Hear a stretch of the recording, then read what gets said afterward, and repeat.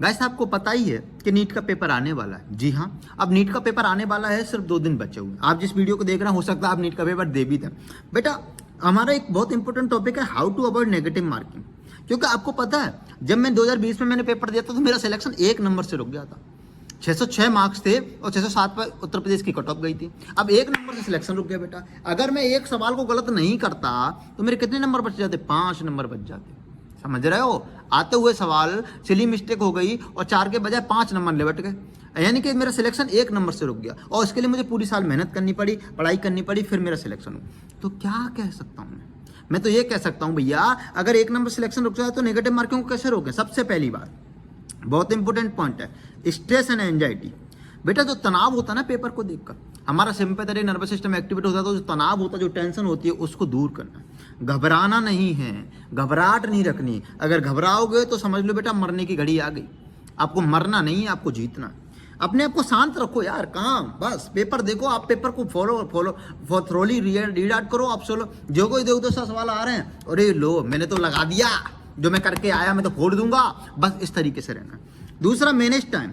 आपको टाइम बड़ा मैनेज करना है, क्योंकि सारा खेल देखो, नॉलेज तो सबको होती है यार, है ना। आप सब पढ़े हैं, आपको नॉलेज अच्छी है, लेकिन आपको टाइम मैनेजमेंट आना चाहिए। ऐसा नहीं कि आपने फिजिक्स में सारा 3 घंटे लगा दिए, अब क्या 20 मिनट में तुम कर लोगे सारा पेपर? नहीं ना। फिजिक्स में आपने 1.5 घंटे लगा दिए, नहीं ना। तो बेटा टाइम मैनेजमेंट करना चाहिए आपको, कि अगर मुझे बायोलॉजी को अगर मैंने 40 मिनट में निपटाना तो निपटाना है। टाइम मैनेजमेंट करना, क्योंकि हड़बड़ाहट में बाद में नेगेटिव ना हो। दूसरी बात होती है बेटा रीडिंग मिस्टेक, बहुत होती है, बहुत होती है। हम गलती में पढ़ लेते हैं और रीडिंग मिस्टेक हो जाती है। मैंने अपनी सिली मिस्टेक को कैसे अवॉइड किया था बेटा? मैंने क्या किया था, हर क्वेश्चन को 2 बार पढ़ा था, ट्वाइस रीडिंग। स्पेशली बायोलॉजी में बहुत सिली मिस्टेक होती है। क्यों? क्योंकि हमें वो क्वेश्चन आता होता है और हम सिली मिस्टेक गलती में कर जाते हैं। तो 2 बार रीडिंग करनी है, 2 बार क्वेश्चन को पढ़ना है, 2 बार क्वेश्चन को पढ़ना है। और बेटा उसमें ज्यादा फोकस किस पे करना है? नॉट करेक्ट, इनकरेक्ट, फॉल्स कौन सा है, एक्सेप्ट कौन सा है, इन सब चीजों पे ज्यादा फोकस करना। फॉल्स कौन सा है, एक्सेप्ट कौन सा है, नॉट करेक्ट, इनकरेक्ट, अंडरलाइन कर लो और 2 बार पढ़ो बेटा। आपको पक्का है, मैं लिख के दे रहा हूं बेटा, अगर 2 बार तुमने क्वेश्चन को रीड किया तो 4-5 क्वेश्चन सिली मिस्टेक जो गलत होने वाले थे वो आपके सही हो जाएंगे। दूसरा बेटा OMR फिलिंग सीक्वेंस, ये अपना अपना वेरी करता है। आपने लाखों पेपर दिए होंगे तो आपको पता होगा कैसे भरते हैं आप, लेकिन मैं तो ऐसे भरता था। मैं पहले एक क्वेश्चन करता था, उसकी OMR फिल करता था, दूसरा क्वेश्चन करता था, 2 बार रीड करता था, मुझे पता पड़ेगा 100% सही है, उसकी OMR फिल करता था। क्योंकि बेटा इससे क्या होता है ना, जो आपको लास्ट में जो ब्लंडर होता है ना, 1 का 2, दूसरे का 3, तीसरा का 4, चौथे का 5वां, ऐसे भरने वाला ब्लंडर होता है, उससे बच जाओगे तुम, है ना। अगर आपको पहला आता है पहले का फिल कर दो, दूसरा आता है दूसरे का फिल कर दो। This is the best method है बेटा।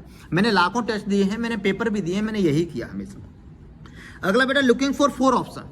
ऐसा नहीं है आपको 4 ऑप्शन पढ़ने, ये सबसे बड़ी सिली मिस्टेक होती है। क्योंकि बेटा जैसे मैंने देखा कि बेटा the following is the member of kingdom arthropoda, और सबसे पहले आपको कॉकरोच आ गया, आपने टिक कर दिया, लो आगे बढ़ गए। नहीं, आपको 4 पढ़ने यार।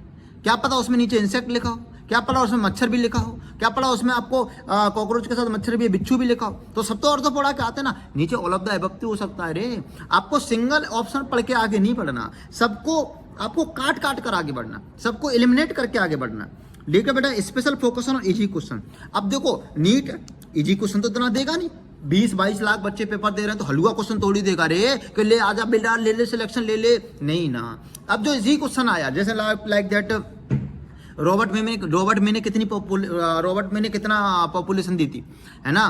क्यों बेटा 1.5 मिलियन दी थी कि 7 मिलियन में, बड़ा कंफ्यूज हो गया था। इजी क्वेश्चन था, मेरा गलत हो गया। एक अगला क्वेश्चन था बेटा इलेक्ट्रॉन, न्यूट्रॉन और प्रोटॉन का ऑर्डर बताओ। अब मैं कहता इतना इजी कौन पूछता है, इलेक्ट्रॉन प्रोटॉन न्यूट्रॉन तो हम बचपन से पढ़ते आ रहे हैं, लेकिन बेटा इलेक्ट्रॉन प्रोटॉन न्यूट्रॉन निकालते हैं हम, लेकिन उसने इलेक्ट्रॉन न्यूट्रॉन को बीच में घुस दिया, तो मेरे इजी क्वेश्चन गलत हो गए थे। बेटा special focus on easy question. Easy question की इज्जत करनी है, रेस्पेक्ट करनी है, ऐसा नहीं कि पढ़ के आगे बढ़ गए, बेटा नुकसान हो जाएगा बहुत लंबा। इजी क्वेश्चन को बहुत ज्यादा प्रेफर देना है। अगला बेटा नो तुक्का नो गैस। बेटा 1-1 नंबर का खेल है। अगर आपके 550 नंबर टेस्ट में आ रहे हैं तो नीट के पेपर में तुक्का लगाने की गलती तो दादा कभी मत करना, हाथ जोड़कर विनम्र निवेदन है। अगर आपको पता है कि मेरे 300 ही नंबर आ रहे हैं तो आप भले ही तुक्का लगा सकते हो, क्योंकि 300 के फिर वो 250 ही रह जाएंगे तुक्का लगा के, ये डेफिनेटली है। तुक्कों का खेल नहीं है नीट। लोग आप बताते हैं तुक्का लगाने की टेक्निक, इसकी टेक्निक, वो सब खराब है बेटा। अगर आपको पढ़ना है तो अगर आपको तुक्का लगाने की जरूरत पड़ी तो सिर्फ 2 ऑप्शन में लगाना, 2 ऑप्शन तो एलिमिनेट कर देना पहले जी। अगर आपको 4 ही ऑप्शन में कंफ्यूजन है तो आप छोड़ ही दो, क्योंकि 1-1 नंबर की कीमती, उससे पूछो बेटा जिनका सिलेक्शन 1-1 नंबर से रहता है, और ऐसे हजारों बच्चे हैं जिनका सिलेक्शन 1-1 नंबर से रह जाता है। अब देखो बेटा आप मेंटल कैलकुलेशन नहीं करनी, जैसे 6 दूनी 12, 12 12 12 में से 6 जोड़ूंगा तो 18 हो जाएंगे, 18 में 2 करूंगा तो मैं 9 रह जाएंगे। नहीं, not mental calculation. Pen paper का यूज करो और पेन पेपर पे कैलकुलेशन करो। No random filling, random filling नहीं करनी, समझ रहे हो? ओएमआर शीट की रैंडम फिलिंग नहीं करनी। आप बिल्कुल एक क्वेश्चन करो तो एक फिलिंग करो, एक क्वेश्चन करो तो एक फिलिंग करो। नो रैंडम फिलिंग और पेन पेपर यूज करना है आपको। बड़े ध्यान से सुनो बेटा, समझ गए? अब देखो बेटा, ओएमआर फिल साथ साथ सबसे लास्ट फॉन्ट, ये तो बहुत इंपॉर्टेंट फॉन्ट है कि ओएमआर जो फिलिंग करते हो ना आप, उसको साथ साथ करोगे तो बहुत अच्छा लगेगा। साथ साथ ओएमआर फिलिंग करो, क्योंकि बाद में ब्लंडर बहुत हो जाते हैं। लाइक दैट ब्लंडर कौन से? जैसे मान लो दूसरे का तीसरा, तीसरे का चौथा, तो साथ साथ ओएमआर फिलिंग करना। अगर ब्लंडर हो गया तो नुकसान बहुत बड़ा हो जाएगा आपका। और बेटा बाकी तो आप सब लोग समझदार हैं, पढ़ाई आप सबने की है। मैं तो इतना ही कहना चाहूँगा कि ब्लंडर मत करना। ब्लंडर कर दोगे आपका बहुत बड़ा नुकसान हो जाएगा। बेटा अच्छे से किया है, पॉजिटिव रहने के पेपर देना, एग्जाम हॉल में देना। ये 3 घंटे हैं, आपकी ज़िंदगी बदल सकते हैं। या तो अगली होली, अगली दिवाली मेडिकल कॉलेज में मनवाएंगे, या आपको दोबारा किसी कोचिंग संस्थान में मनवाएंगे। मैं नहीं चाहता कोई कोचिंग संस्थान को बैक जाए, लाखों रुपए दे। मैं तो कहता हूँ मेडिकल कॉलेज में जाइए, अपनी होली मनाइए, रंगरलियाँ मनाइए, जो आपको मनाना है वो मनाइए। और I hope all the best, आप सबका पेपर अच्छा हो। धन्यवाद।